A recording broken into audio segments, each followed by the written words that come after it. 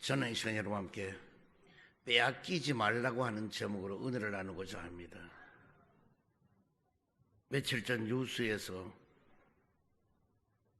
우크라이나와 전쟁에 참전했던 한 러시아의 군인의 전사 소식을 보았습니다. 그는 하는 말이 아무도 죽이고 싶지가 않다. 내 이 발이라도 부러뜨려서라도 그래도 좋으니까 집으로 돌아가고 싶다고 말을 했으나 결국은 전쟁터에서 목숨을 빼앗기고 말았습니다. 성경에서 나오는 역사를 살펴보아도 일단 전쟁이 나게 되면은 모두 다 빼앗기게 되는 것입니다.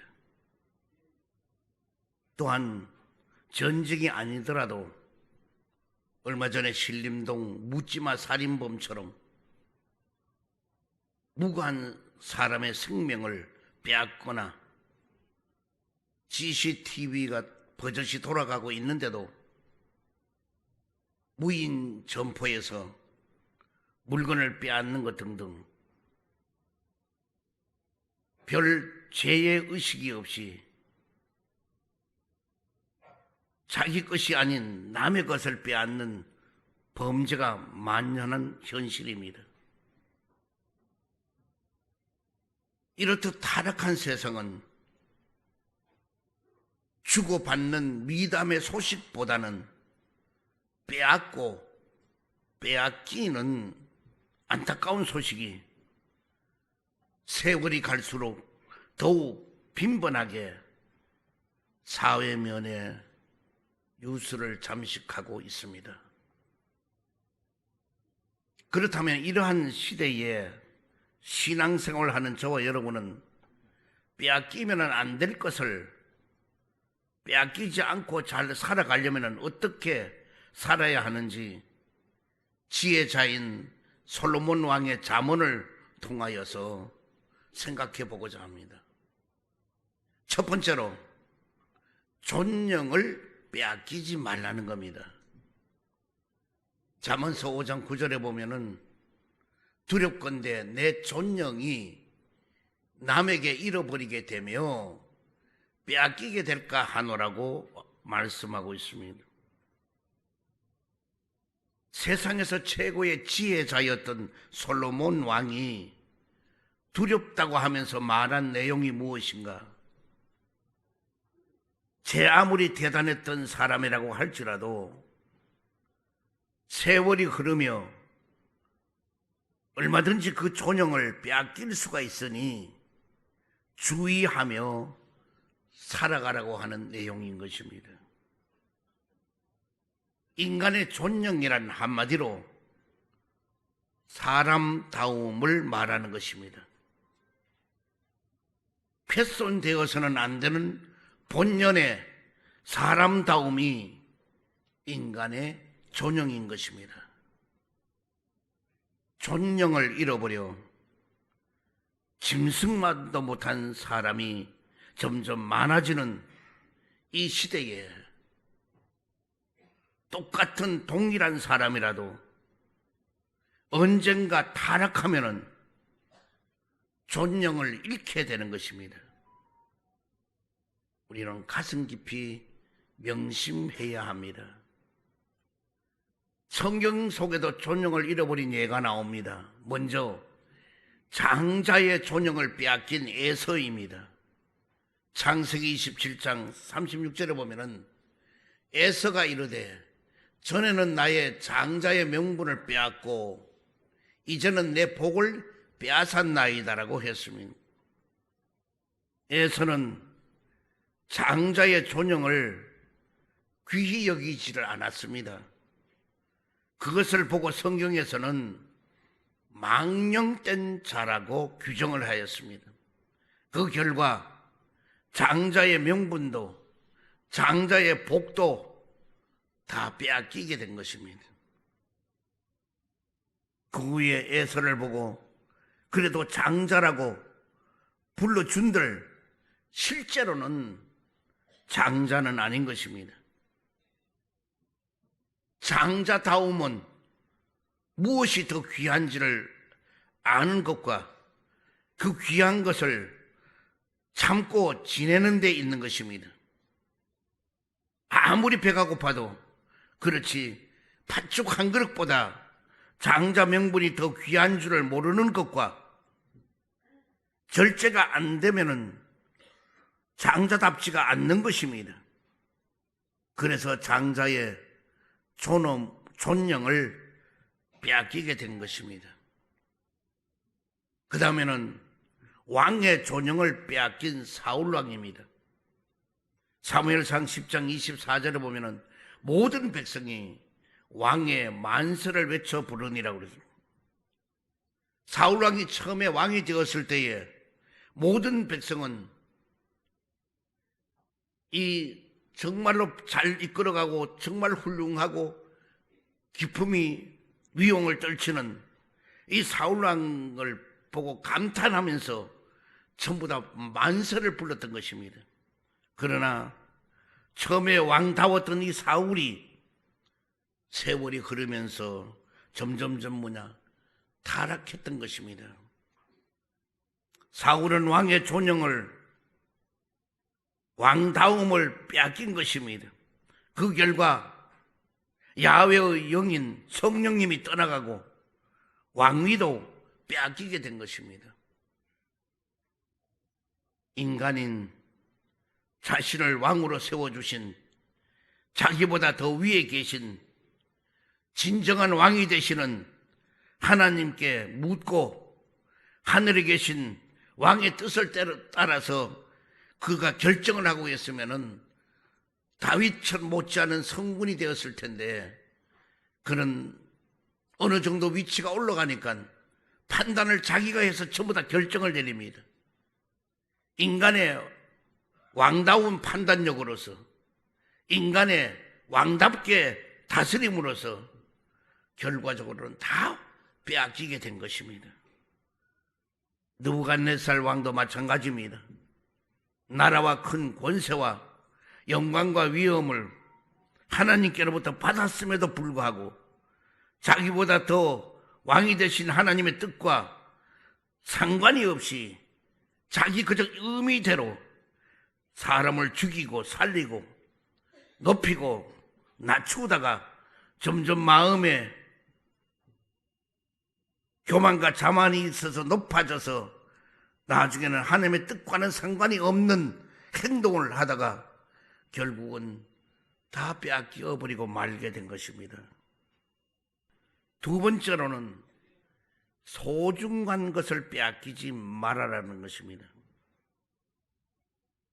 다시 말하면은 남의 것을 남으로부터 것을 빼앗지 말라는 것입니다. 열왕기상 21장 19절에 보면은 나봇의 포도원을 빼앗은 아합 왕처럼 자기 것이 아님에도 불구하고 속여서 남의 것을 빼앗는 탐욕스러운 자들은 반드시 벌을 받는다는 것입니다. 그렇게 되지 않으려면은 누가복음 19장 8절에 있는 삭개오처럼 회개를 하고 회개를 했다면은 거기에 대해서 삭개오는 뭐냐?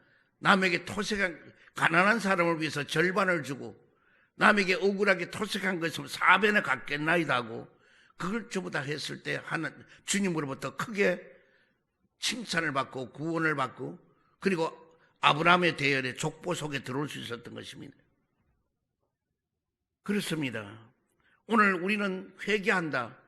입으로 회개가 아닙니다. 입으로 회개를 하면 그 회개에 합당한 것을 우리는 해야 될 것입니다. 예를 들어 외국에 있는 어느 여기서 있다가 이사를 갔어요. 근데 우리 부지 매입할 때 작정을 해놓고 못했어요. 그리고 외국에 가 있다 보니까 형편도 어렵고 거기서 30년이 지나고 난 뒤에 나중에 그런 그것을 주님 앞에 회개를 하고 그리고 그 물질을 거의 이자를 쳐가지고 계산할 정도로 해서 그래서 우리가 헌금을 보내와요. 그게 회개. 회개는 뭐냐? 절대로 남에게도 잘못했으면 그냥 말로만 회개가 아니에요. 거기 합당한 우리가 보상도 해줄 수 있는 거예요. 그게 회개예요. 아멘. 그래서 부부간에도 싸움이 일어나고 회개를 한다. 그런데 그냥 말로만 여보 잘못해서 내 진짜 잘해줄게 뭐 이걸로 되는 게 아니에요. 꽃이라도 몇 송이 들고 바깥에 가서 별식이라도 한다든지 아니면 뭐 황금 덩어리라도 하나 어디 가서 가지고 와서 해준다든지 그러면서 잘못했다고 회개를 해야 돼요. 우리는 이 말은 뭐냐? 이웃 간에도 마찬가지예요. 우리 누구에게나 그런 회개는 회개 합당한 예물이 꼭 필요한 거예요. 그거는 성경적이에요. 하나님 앞에도 마찬가지고 사람 앞에도 마찬가지인 거예요. 그럴 때 그것이 뭐냐? 바른 회개가 되는 것입니다. 그래서 우리는 빼앗기지 말아야 될 것이 또 있는데 어떤 것이 있느냐? 우리는 수완을 빼앗기지를 말라고 했습니다. 잠언서 5장 9절에 보면은 두렵건대 내 수완이 잔인한 자에게 빼앗기게 될까 하노라 그랬습니다.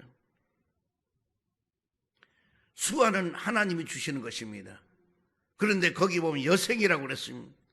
이 땅에서 유한한 생명, 이 땅에서 한계가 있는 생명은 여생입니다. 이사야 38장 10절에 나의 여생을 빼앗기게 되리라 하였도다 그랬습니다.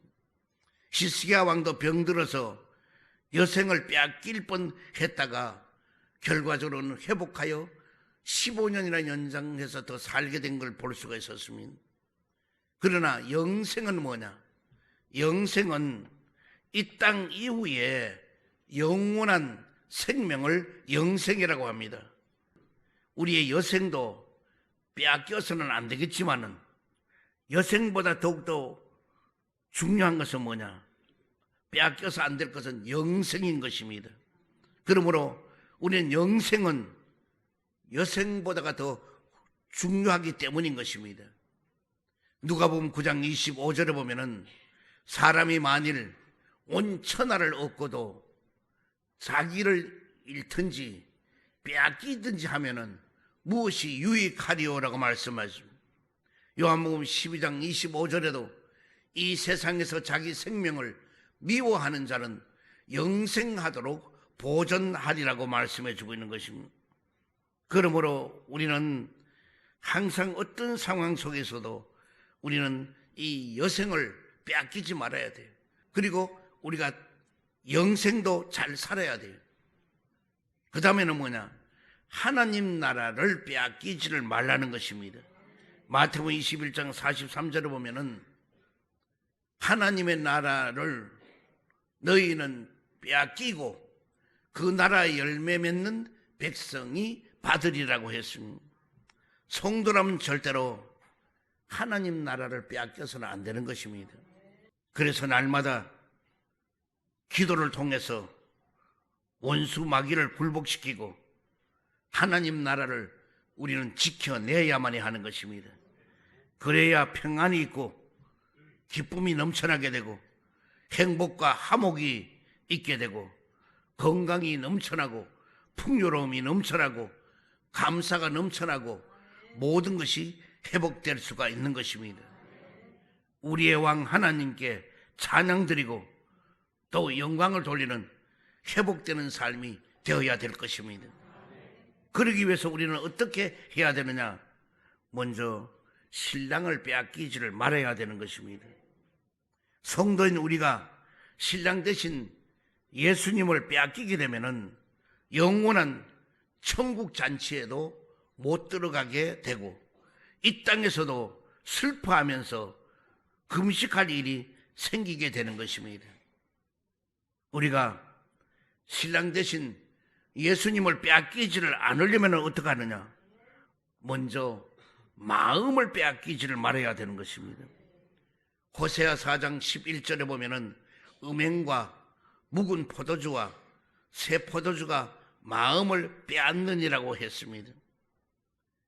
음행과 포도주처럼 우리를 점점 혼미하게 만들어서 소중한 것을 빼앗아가는 유혹하는 것들에 세상에는 너무너무 많이 있습니다. 열왕기상 11장 3절에 보면은 왕은 후궁이 700명이요 첩이 300명이라 그의 여인들의 왕의 마음을 돌아서게 하였더라. 하나님이 가장 많은 축복을 주고 부귀 공명 영화를 다 누리게 만들었던 이 솔로몬인데도 이렇게 첩이 300이요 후궁이 700이요 1000명이란 여자가 각자 자기들이 섬기는 신을 다 가지고 와서 그 앞산 뒷산 옆산 모두 다 신당을 차려놓고 이러고 그들은 신을 섬겼던 거예요. 이 가장키나 하는 일입니까? 솔로몬이 이걸 다 묵과해 보여 묵인했어요. 그래서 결과적으로 나라는 망하게 되고 그리고 말할 수 없는 고통이 오게 된 것입니다. 오늘날도 마찬가지예요. 우리가 다 열심으로 잘 믿고 잘 하는 것처럼 그러지만은 우리 교만과 자만이 우리가 하나님 없이도 이제는 얼마든지 살 수 있다고 하는 그런 무리가 곳곳마다 나타나잖아요. 그러니까 신본주의로 사는 게 이제는 아니라 인본주의로 살려고 하는 전부 다 이런 사람들로 가득 차게 된단 말이에요. 그래서 요즘은 전부 다 다수의 숫자에 따라서 세상이 달라지게 만들어지려고 하는 거예요. 우리는 절대로 숫자가 중요한 것이 아닙니다. 옳고 바른 것이 중요한 것입니다. 10,000명이 그것이 옳다 하더라도 실제 내용이 그게 아니면 아닌 거예요. 한 명이 옳다 하더라도 그 일이 진실이면 우리 그걸 따라가야 되는 거예요. 우린 그런 하나님의 뜻을 따라서 하나님의 방법대로 살아가야 될 텐데 그래서 잠언서 4장 23절에 보면은 모든 지킬 만한 것 중에 더욱 너의 마음을 지키라. 생명의 근원이 이에서 남이라고 말씀해 주고 있는 것입니다. 우리도 신랑 되신 예수님 앞에서 엉뚱한 것들에게 마음을 뺏기지 말기를 주의 이름으로 축원드립니다. 그러면은 이렇게 주님 앞에 마음을 뺏기지 않으려면 어떻게 되느냐? 말씀을 빼앗기지를 말해야 되는 것입니다. 마가복음 4장 15절에 보면은 곧 말씀을 들을 때에 사탄이 즉시 와서 그들에게 뿌려진 말씀을 빼앗을 것이요 그랬습니다. 오늘 우리는 말씀을 들으려고 할 때에 사탄이 와서 자꾸 막는 거예요. 그래서 설교를 하든지 권면을 하든지 하면은 하나님의 말씀을 들어서 받아들여야 되는데 그게 안 받아들여지는 거예요. 왜? 말씀을 들으려 하면은 사탄 마귀가 귓구멍에 말뚝을 박아놔가지고 안 들리는 거예요. 그래서 눈만 뜨고 멍하게 멀된 눈처럼 끔뻑끔뻑하고 있다 보면은 나중에 그냥 졸리게 되고 딴 생각하게 되고 그래서 몸은 여기 와 있는데 마음은 딴 곳에 가게 되는 거예요. 그러므로 우리가 항상 예배는 준비된 예배가 되어야 돼요. 그래서 우리 한 30분 전에 와서 찬양하고 기도하고 오늘 볼 말씀을 좀 찾아서 읽어보고 그리고 그 더 열심으로 은혜 속에 있기를 사모하면은 그런 사람은 잠시만 몇 마디 안 되는 설교를 들어도 마음에 와 박히게 되고 그리고 막 변화가 오게 될 것입니다. 그러나 그렇지 않는 사람은 말씀을 들어도 그게 들리지 않는 거예요. 그러니까 못 들으니까 말씀을 들으면서 나는데 들음이 없으니까 깨닫지를 못하는 거예요. 그러니 뭐냐? 결과적으로 사탄 마귀에게 넘어가게 되고 쏠리게 되는 것입니다. 또한 우리는 면류관을 빼앗기지를 말아야 될 것입니다. 요한계시록 3장 11절에 내가 가진 것을 굳게 잡아 아무도 너의 면류관을 빼앗지 못하게 하라고 했습니다. 다시 말하면은 마음을 빼앗기지 말아야 됩니다. 말씀을 빼앗기지를 말아야 될 것입니다. 이 땅에 사는 동안 우리의 소중한 것들 중에서 이 말씀을 빼앗기지 말고 마음을 빼앗기지 말고 우리가 주님 앞에 재림주로 다시 만나는 그날까지 열심을 다할 때에 면류관도 빼앗기지 않게 될 줄 믿습니다. 그러나 우리가 말씀을 빼앗기고 마음을 빼앗겨버리면 우리도 면류관까지도 빼앗기게 되는 것입니다. 또한 우리는 수고한 것을 빼앗기지를 말아야 될 것입니다. 잠언서 5장 10절에 보면은 두렵건대 타인이 내 재물로 충족하게 되며 내 수고한 것이 외인의 집에 있게 될까 하노라 그랬습니다. 모든 재물의 주인은 하나님이신 것입니다. 그래서 욥도 욥기서 9장 12절에 하나님이 빼앗으시면은 누가 막을 수가 있으며 무엇을 하시나이까 하고 누가 물을 수가 있으냐고 했으면, 그러므로 하나님은 주시기도 하고 빼앗아 가기도 하십니다. 그것을 우리는 알고 두려운 마음으로 항상 주의하며 살아야 할 것입니다. 그래서 우리는 어떤 일이 있어도 말씀을 빼앗기지 말고 마음을 빼앗기지 말고, 그리고 수고한 여러분이 일을 빼앗기지 않도록 되어야 될 것입니다. 세 번째로, 마지막 날에 이르러서 한탄하는 삶을 살지 말아야 될 것입니다. 많은 사람 중에 인생의 마지막에 이르러서 한탄하는 사람들은 왜 생기게 되는가? 들어야 할 말을 안 듣고 버리기 때문인 것입니다. 잠언서 5장 7절에 보면은 나에게 들으며 내 입의 말을 버리지 말고라고 했습니다. 도대체 그 입이 무슨 말을 하기에 그가 하는 말을 버리지 말라고 하는 것인가? 잠언서 5장 8절에 보면은 너의 길을 그에게 멀리하라. 그의 집 문에도 가까이 가지 말라고 했습니다. 상종하지 말아야 할 사람을 가까이 하고 반대로 멀리해야 될 사람을 가까이 하게 되니, 그러지 말아야 산다는 바로 사랑의 고면인 것입니다. 그런데 들어야 할 말을 버리면은 본문 말씀대로 존영을 잃어버리게 되고 수완도 빼앗기게 되고 재물도 빼앗기게 되고 수고한 것도 다 남에게 빼앗기게 된다는 것입니다. 그래서 우리는 이제부터 정말 들어야 할 선, 듣지 말아야 할 걸 자꾸 듣다 보면은 그냥 다 빼앗기게 되는 거예요. 그리고 멀리해야 될 사람을 가까이 하고 가까이 해야 될 사람을 멀리하고 이런 경우가 있잖아요. 그러므로 여러분, 나는 어떻게 해야 되느냐? 훈계를 싫어하면 망한다는 것입니다. 들어야 할 사람은 훈계를 싫어하기 때문에 망하게 된다는 것입니다. 왜 그러냐? 훈계를 싫어하면은 자꾸 이것저것 생각하면서 육신의 눈을 보고 환경을 바라보고 자꾸 결정하는 사람은 그건 안 돼요. 우리 영안의 눈을 바라보고 미지의 세계를 바라볼 수 있는 여러분 되기를 주의로 축원드립니다. 그래서 훈계를 싫어하면 안 돼요. 여러분, 우리 훈계를 따끔하게 할 때에 그걸 그대로 받아들이고 나가기를 바랍니다. 그 다음에 꾸지람을 가볍게 여기기 때문에 안 된다는 것입니다. 거만한 사람이 안 듣는다는 겁니다. 지혜롭지 못하면은 갈수록 점점 거만해지게 된다는 것입니다.